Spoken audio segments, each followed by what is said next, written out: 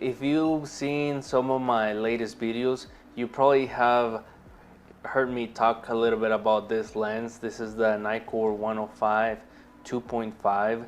This is a lens that I got about 2 or 3 months ago, and it's become one of my favorite lenses. I've mentioned also that I've been playing around with some vintage lenses.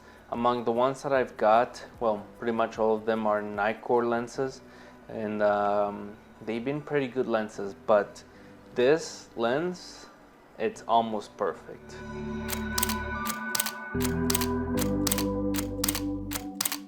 The pictures and video that you're looking at, it's a mix between the Cam M4 and the Nikon C6 II. If it's photography, it's gonna be with the Nikon camera, and if it's video, most of it is gonna be with the Cam M4. The Cam, it's a cinema camera. Honestly, when I first got this lens, I didn't think I was gonna be really surprised. I have been a fan of vintage lenses for a while now. I can say about 2 years now. I've tried some vintage lenses and they are really interesting. They really do give you that interesting cinematic look that everybody wants to have on their videos. More than a cinematic look, more than an interesting image, it still gives you, especially this lens, a really sharp, clean image with one of the most beautiful backgrounds you've ever seen.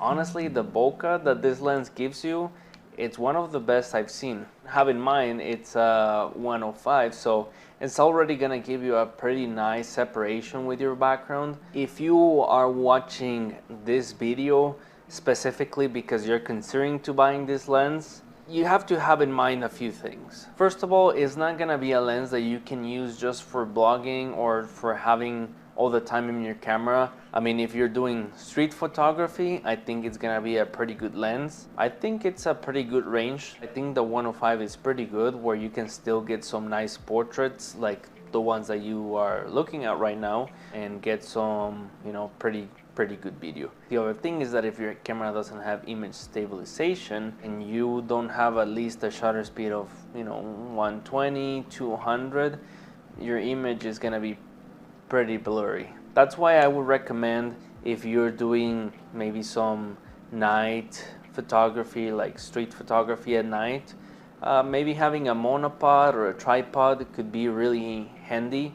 I've done it a few times and it was like pretty nice having a tripod at night when I was using this lens, because I'm personally a big fan of having that motion blur on my pictures, especially when I'm doing black and white photography. If I don't have a tripod and I'm doing like 1/40th or 1/30th of a second, even if I'm doing up to 1/60th of a second, my image is not gonna be really clean. It's gonna have like that, it's just gonna be blurry and it's not gonna look good. There's a difference between having a blurry picture and having that motion blur on your subject, or even if you are tracking someone and you want that person to, you know, stay in focus and your background be like blurry or have that motion blur, it's not gonna be, or it's not gonna look that good if you don't have a monopod. You can practice it and you can make it work, but I would definitely recommend it.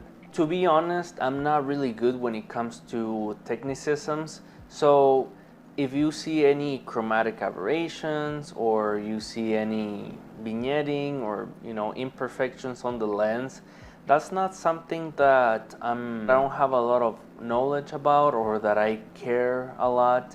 I honestly really like those imperfections on lenses to a point. I mean, when a lens is like too soft to the point where the image looks really soft, well, I think you can make, you know, some exceptions there and say that it's not a good lens. Some people might not like it, but I do, and you can see with all the pictures that I've taken in all these videos, it's common for vintage lenses to be made out of metal and stronger materials, and again, this lens is no exception. I think most of it's made out of metal. There's not much plastic, if there's any, and in the end, like I said in the title of the video, this is my favorite vintage lens. Hopefully I can find lenses as good as this one. If you know of any other lens that it's as good as this one, or really good vintage lenses, let me know down here in the comments. I'm really interested to know more, find out more lenses like this. This is a lens that I really enjoyed. I'm really happy, and I hope I can have it for the rest of my life. They're really good products. These are really good lenses, and the good thing is that there's thousands out there, if not hundreds of thousands or more, and they're not really that hard to find.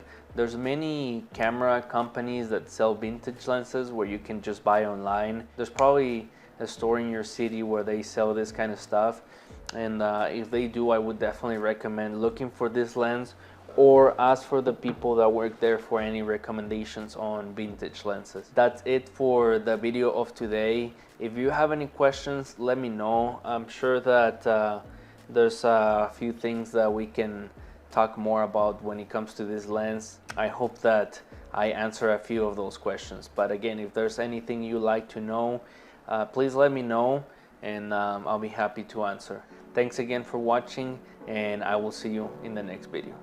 See ya.